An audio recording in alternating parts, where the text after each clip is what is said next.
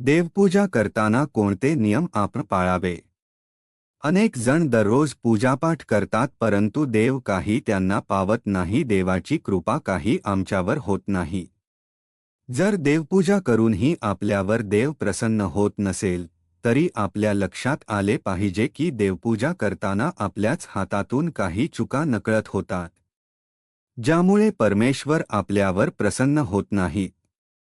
आणि त्या चुका कोणत्या हे अनेक जणांना माहीत नसते. देवपूजाचे हे नियम जाणून घेण्यासाठी हा व्हिडिओ शेवटपर्यंत नक्की पहा, जेणेकरून तुमच्या मनात कोणत्या शंका राहणार नाही. तर वेळ घालवता व्हिडिओला सुरुवात करू. नमस्कार मित्रांनो, श्री स्वामी समर्थ. आजच्या एका नवीन व्हिडिओमध्ये तुम्हा सगळ्यांचे स्वागत आहे. जर आपण चॅनलवर नवीन असाल तर सबस्क्राईब करा आणि व्हिडिओ आवडल्यास लाईक करा. जसे निसर्गाचेही नियम असतात. उदाहरणार्थ, उन्हाळ्यात ऊनच पडते.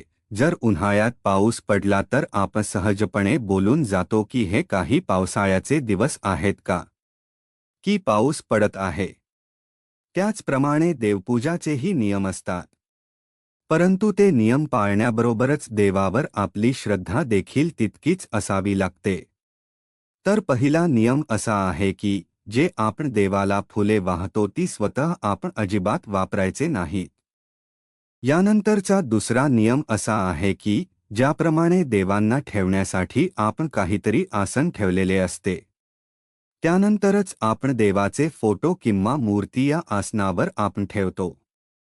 जसे देवांना पण आसन ठेवतो बसण्यासाठी किंवा त्यांना स्थापन करण्यासाठी, त्याचप्रमाणे देवपूजा करत असताना आपण सुद्धा बसण्यासाठी काहीतरी आसन घ्यावे. देवपूजा करताना आपण सुद्धा नेहमी आसनावर बसावे. तर ते एखादी कापड असू दे किंवा पाठ असू दे, परंतु आपण आसनावर बसूनच देवपूजा करायचे आहे. फक्त ते आसन ठेवताना देवालयाच्या निम्न पातळी म्हणजे थोडेसे खाली असावे. तिसरी गोष्ट म्हणजे बऱ्याच जणांच्या देवघराला कळस असतो.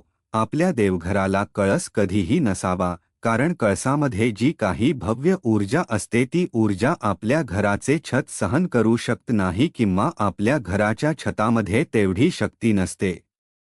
त्यामुळे ती भव्य ऊर्जा सहन करण्यासाठी, ती भव्य ऊर्जा साठवण्यासाठी देवाच्या मंदिराचे कळस सुद्धा अगदी उंचावर असतात आणि आपले जे देवघर असते ते आपल्या घरात असते. त्यामुळे आपल्या देवघराला कधीही कळत नसावा. त्यानंतरचा चौथा नियम, हा नियम अगदी महत्त्वाचा आहे. प्रत्येकाने हा नियम लक्षात ठेवावा. प्रत्येक देवी देवताला वेगवेगळ्या प्रकारची पाने, फुले अर्पण केली जातात. कोणत्या देवी देवतांना कोणत्या प्रकारची पाने तसेच कोणत्या प्रकारची फुले अर्पण करावी हे देखील तितकेच महत्त्वाचे आहे.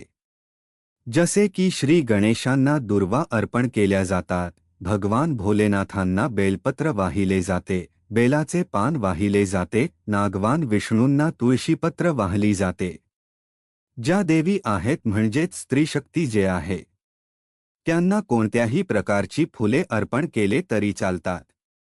त्याचप्रमाणे ही जी पाने आहेत, फुले आहेत, ती कशा अर्पण करावेत याची सुद्धा माहिती आपण जाणून घेऊया.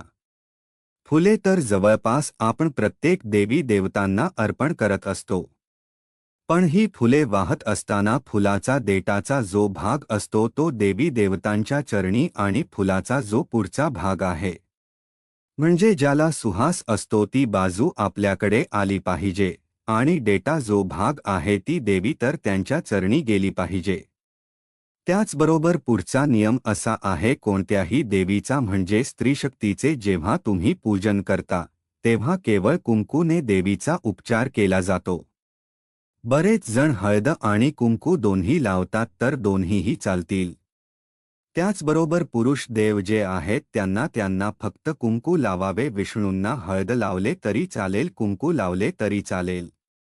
गणपती बाप्पांना फक्त कुंकू लावायचे आहे आणि महादेवाच्या पिंडीवर कधीच हळदी कुंकू लावायचे नाही आहे. त्यांना पिंडकरण किंवा अंगारा लावली जातात, ते पण मोठमोठ्या मंदिरात, आणि आपल्या घरात असेल तर ती 3 इंचापेक्षा जास्त मोठी नसावी. आणि या पिंडीला जेव्हा तुम्ही घाई पूजन करता तेव्हा फक्त तिला गंधभी लावायची की हळदी कुंकू लावायचे नाही. तर हे होते देवपूजनाचे नियम. यातले कोणते नियम तुम्हाला नव्याने माहीत झाले हे तुम्ही कमेंटद्वारे नक्की सांगा. आजचा व्हिडिओ कसा झाला आहे हे तुम्ही कमेंटद्वारे सांगावे. व्हिडिओ आवडला असेल व्हिडिओ लाईक करा आणि असेच नवनवीन व्हिडिओ पाहण्यासाठी चॅनलला सबस्क्राईब करा. धन्यवाद.